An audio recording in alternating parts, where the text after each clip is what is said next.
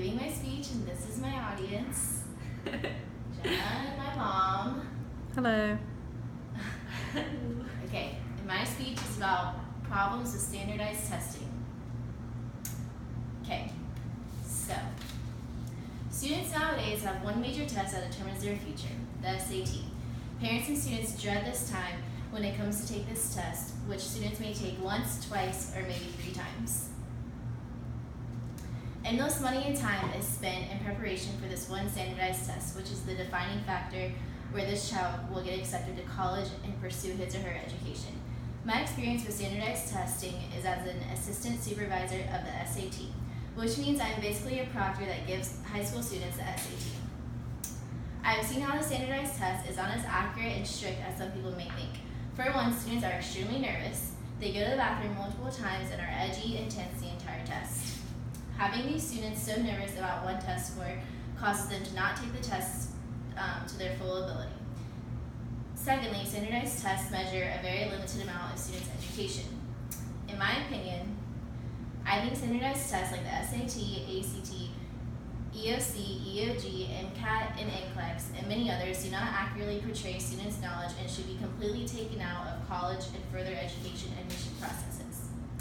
In my experience with working the SAT, I have seen firsthand how this test affects students' mindset. This test puts a severe and unnecessary amount of stress on these students. According to the article, Unintended Consequences of a High-Stakes Testing, written by an education researcher, Gregory Sizek, these tests produce gripping anxiety in even the brightest students and makes younger children vomit, cry, or both. Students cannot focus when taking the SAT. There are so many consequences they are constantly thinking about. For example, where you will get accepted to college and how much or what scholarships you may qualify for.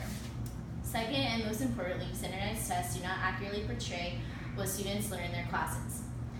The questions are broad, tricky, and only test a minor portion of what middle and high school students learn in their education classes.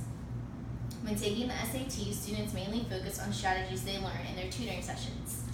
In the article, The Myths of Standardized Testing, published in the Washington Post, written by Valerie Strauss, abilities that standardized testing cannot measure included creativity, critical thinking, resourcefulness, honesty, self-awareness, leadership, and enthusiasm. Good. When students take the SAT, they mainly focus on strategies they learned in their tutoring sessions. Think about that. Why should one focus on the tricks and strategies rather than concentrating on what their teachers taught them in their English, math, and science classes? In conclusion,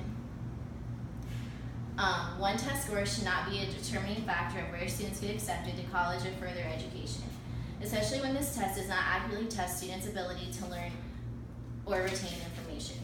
In my personal experience, neither the SAT nor ACT did not accurately portray any of my friends or my ability to learn. These standardized tests create an unnecessary stress for students and are a financial burden for parents. They don't accurately test students on subjects they learn in middle or high school classes. I hope to bring knowledge and hope people start to realize how pointless standardized testing is. Maybe one day they will be completely removed.